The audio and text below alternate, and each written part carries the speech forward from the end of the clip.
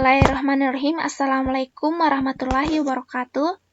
Perkenalkan, nama saya Wahdaninya dengan NIM 191430995.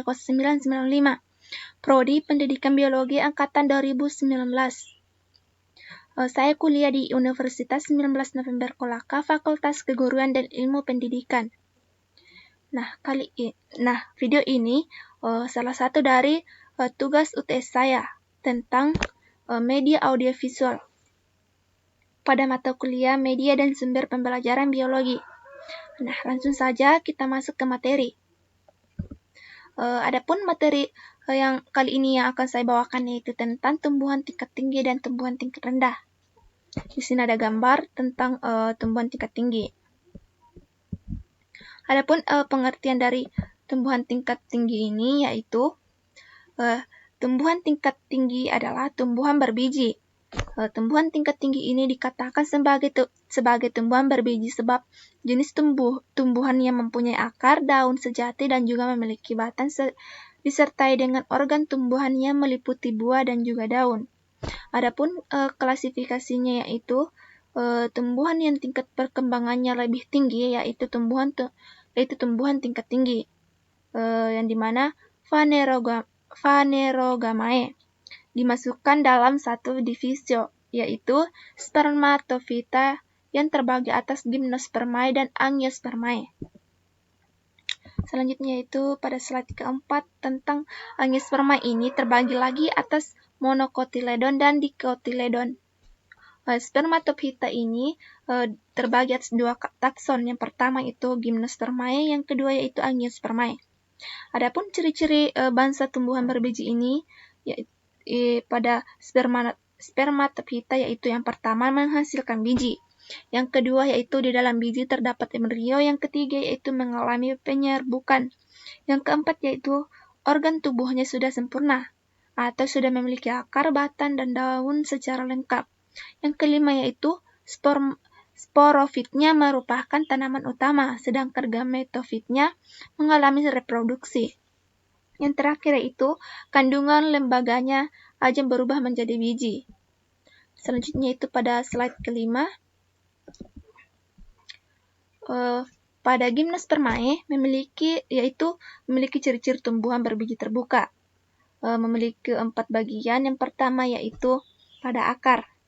Akar ini terbagi menjadi 4 bagian. Yang pertama tunggang, yang kedua berkambio, yang ketiga terdapat trakeid yaitu fasis atau berkas pembuluh pengangkut yang belum berfungsi secara sempurna. Yang terakhir itu berkaliptra dengan batas antara ujung akar dengan kaliptra tidak jelas. Yang kedua yaitu pada batang.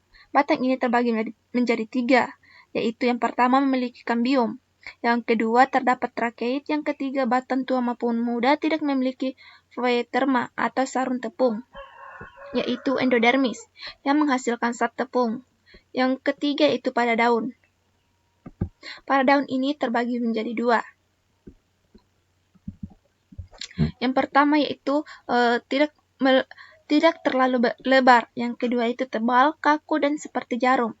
Yang keempat yaitu pada biji. Biji ini terbagi menjadi 2. Yang pertama yaitu bakal biji tidak terlindungi oleh bakal buah. Yang kedua terjadi pembuahan tunggal.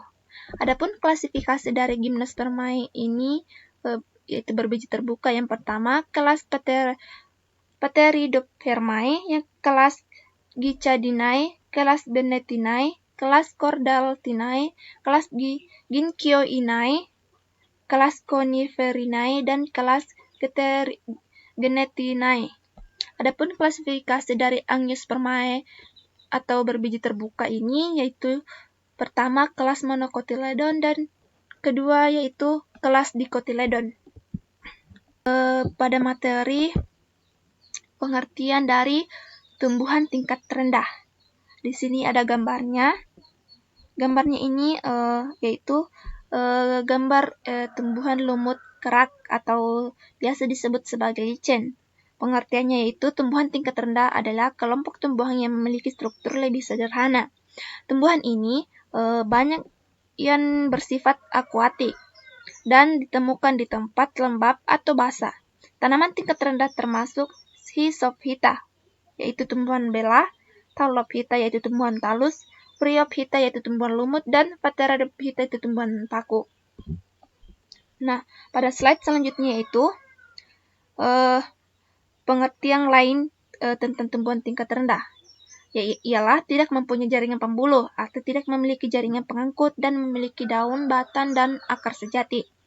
Adapun ciri-ciri tumbuhan tingkat rendah ini, yang pertama, tumbuhan tingkat rendah belum memiliki struktur pembuluh yang khas dan jelas dibedakan. Yang kedua yaitu tumbuhan tingkat rendah belum memiliki akar, batang, dan daun sejati, dan bagian ini sulit dibedakan.